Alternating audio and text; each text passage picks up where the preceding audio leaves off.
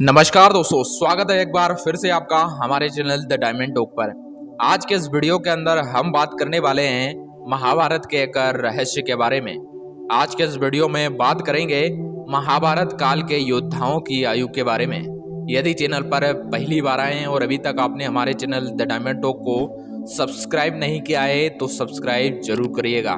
तो चलिए शुरू करते हैं बिना किसी देरी के। दोस्तों, वर्तमान में इंसान अधिक से अधिक 100 वर्ष ही जी सकता है।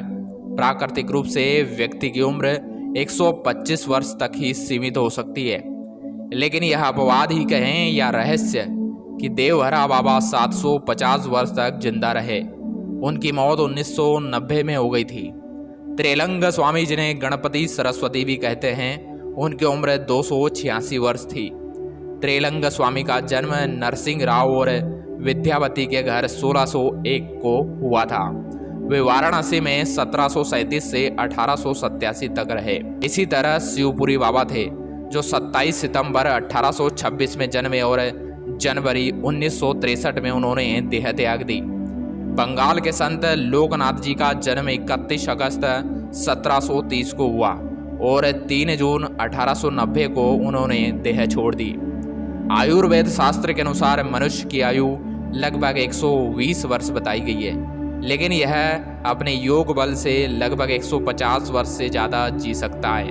कहते हैं कि प्राचीन मानव की सामान्य उम्र 300 से 400 वर्ष हुआ करती थी, क्योंकि तब धरती का वातावरण व्यक्ति को उक्त काल तक जिंदा बनाए रखने के लिए था। पौराणिक और संस्कृत ग्रंथों के अनुसार भारत में ऐसे कई लोग हैं जो हजारों वर्षों तक जीवित हैं। हिमालय में आज भी ऐसे कई ऋषि और मुनि हैं जिनकी आयु लगभग 600 वर्ष से अधिक की होने का दावा किया जाता है। हिंदू पौराणिक ग्रंथों में उल्लेख मिलता है कि सदियों पहले ऐसे कई महापुरुष थे जो सैकड़ों और हजारों वर्ष तक जीवित रहे थे। पुराणों के अनुसार अश्वत्थामा, बाली, व्यास, जामवंत, हनुमान, विभीषण, कृपाचार्य, परशुराम और मार्कंड ऋषि के अलावा अन्य कई ऐसे लोग हैं जिनके बारे में कहा जाता है कि वे आज भी जीवित हैं। क्या यह संभव है कि कोई व्यक्ति हजारों वर्ष तक जीवित रह सकता है? रामायण काल के परशुराम और जामवंत महाभारत में भी नजर आते हैं। हालांकि उस काल में 200 वर्ष की उम्र होना सामान्य बात थी। बौद्धों के काल तक भी भारतीयों की सामान्य उम्र 150 वर्ष हुआ करती थी। इसमें शुद्ध वायु, वातावरण और योग ध्यान का बड़ा योगदान था। भीष्म जब युवा थे तब कृष्ण और अर्जुन हुए भी नहीं थे। अब सवाल यह उठता है कि महाभारत युद्ध के समय भीष्म पितामह आदि की उम्र क्या रही होगी। आओ इस विश्लेषण पर बात करते हैं। पहले के प्रतिष्ठित लोग 4 आश्रमों का पालन करते थे, अर्थात ब्रह्मचार्य आश्रम में 25 वर्ष रहने के बाद ही विवाह करते थे। लेकिन हम यहाँ मान लें कि उनमें से कई लोग ऐसा नहीं करते थे, तब फिर उनकी उम्र की गणना कैसे होगी? राजा शांतनु की पहली पत्नी गंगा से एक पुत्र हुआ जिसका नाम देवव्रत रखा गया। यह देवव्रत ही आगे चलकर भीष्म पितामह बने। जब इस देवव्रत की उम्र विवाह लायक हुई तब उसके वृद्ध पिता शांतनु से युवा सत्यवती ने विवाह किया। हम मान लेते हैं कि तब देवव्रत की उम्र 22 वर्ष तो रही होगी। मतलब शांतनु का द्वितीय विवाह भीष्म की 22 वर्ष की आयु में हुआ था। अब शांतनु और सत्यवती के 2 पुत्र हुए, एक चिंतागंध और दूसरा विचित्रवीर्य। विचित्रवीर्य के बालपन में ही राजा शांतनु का देहांत हो गया था। तब भीष्म ने अपनी प्रतिज्ञा के अनुसार अपने सौतेले भाई चित्रांगद को राजगद्दी पर बिठाकर शासन किया। जब चित्रांगद बड़ा हो गया तो उसे राज्यभार सौंप दिया।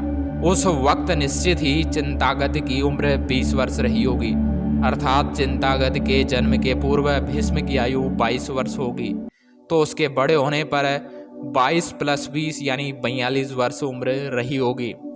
चिंतागद के राजगद्दी पर बैठने के बाद उसने लगभग 8 वर्ष तक शासन किया और गंधर्व राज के साथ एक युद्ध में वह मारा गया। मतलब भीष्म की 42 वर्ष की आयु में 8 वर्ष जोड़ देने पर 50 वर्ष होती है। मतलब चिंतागद की मृत्यु के समय भीष्म की आयु 50 वर्ष रही होगी। चिंतागद के बाद भीष्म ने विचित्रवीर्य को गद्दी पर बिठाया, जो भी इस लायक नहीं था। मतलब बालपन में ही उसे गद्दी पर बिठाया गया। चिंतागद के लगभग 28 वर्ष की उम्र में मरने के बाद उसका भाई विचित्रवीर्य राज्य शासन के योग्य अर्थात यौवन दशा को प्राप्त हुआ। लगभग 5 वर्ष के बाद विचित्रवीर्य के प्रौढ़ होने पर उसका विवाह हुआ, अर्थात चिंतागद की 28 वर्ष में मृत्यु के 5 वर्ष बाद विचित्रवीर्य ने राजगद्दी पर भार संभाला। तब उसका विवाह काशीराज की अंबिका और अंबिलिका नामक 2 पुत्रियों से विवाह हुआ, अर्थात इस समय भीष्म की आयु 50 + 5 यानी 55 वर्ष की रही होगी। विवाह होने के पश्चात 7वें वर्ष विचित्रवीर्य क्षय रोग से बीमार हो गया और 8 वर्ष में स्वर्ग सिधार गया। इस मान से भीष्म की आयु 55 + 8 यानी 63 वर्ष रही होगी।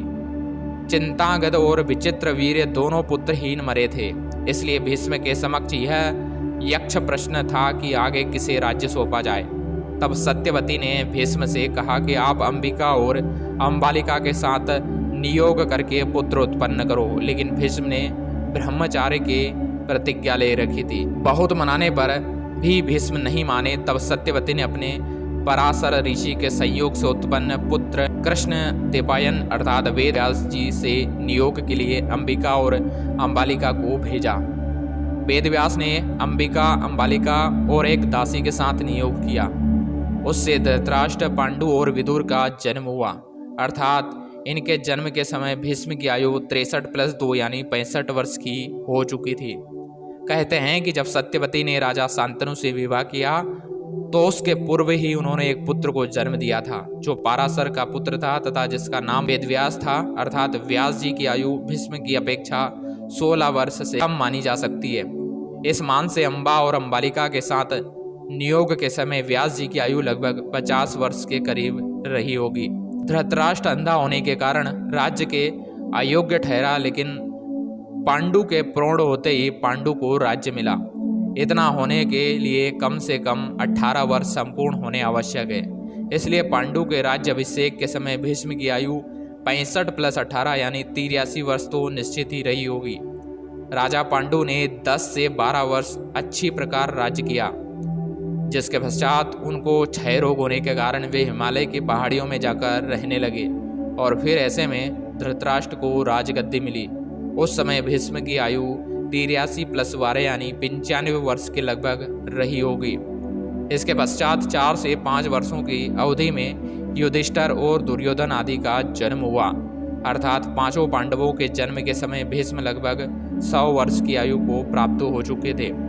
युधिष्ठिर और दुर्योधन की आयु में लगभग 1 या 2 वर्ष का ही अंतर प्रतीत होता है।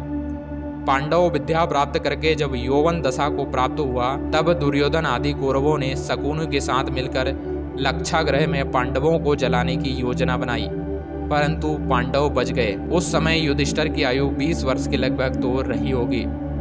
इसके पश्चात प्राय 10 से 12 वर्ष तक पांडवों को कष्ट झेलना पड़ा। बाद में कुछ राज्य देने की बात हुई। उस समय युधिष्ठिर की आयु कम से कम 32 वर्ष की थी और भीष्म की आयु 132 वर्ष की मानी जा सकती है। इंद्रप्रस्थ मिलने के बाद पांडव राज्य करने लगे। लगभग 25 वर्षों में पांडवों ने दिग्विजय करके राज्य वैभव बहुत बढ़ाया और राजसूय यज्ञ किया। इस समय युधिष्ठिर की आयु 57 और भीष्म की आयु 157 वर्ष हुई थी। राजसूय यज्ञ में पांडवों के वैभव और ऐश्वर्य को देखकर दुर्योधन के मन में कटुता उत्पन्न हुई और उसने उसका राजपाट छीनने के लिए एक कपट की रचना की। ध्रुत क्रीड़ा में हार होने से पांडवों को 12 वर्ष का वनवास हुआ और 1 वर्ष का अज्ञातवास हुआ। वनवास की समाप्ति के समय युधिष्ठिर की आयु 57 + 13 यानी 70 वर्ष की थी और भीष्म की आयु 170 वर्ष की मान ली जाए। वनवास और अज्ञातवास की समाप्ति के बाद कुछ समय दोनों पक्षों का बातचीत करने में व्यतीत हुआ और उसके पश्चात महाभारत युद्ध हो गया और यह युद्ध 18 दिनों तक चला। उस वक्त भीष्म पितामह की आयु लगभग 170 वर्ष की थी जब वे महाभारत युद्ध करते हुए सरसैया पर शरीर त्याग गए।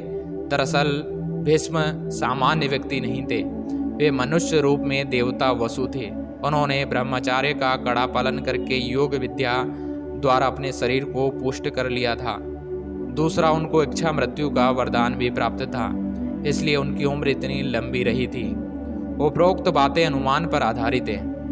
अब आप भीष्म की उम्र के मान से अन्य सभी योद्धाओं की उम्र का अनुमान आसानी से लगा सकते हैं। कहते हैं कि युद्ध के 15 वर्ष बाद धृतराष्ट्र, गांधारी, विदुर आदि वन में चले गए। वहीं 2 वर्ष के अंतराल में उनकी जीवन लीला समाप्त हो गई थी। शोधानुसार महाभारत का युद्ध 22 नवंबर 3067 ईसा पूर्व में हुआ था।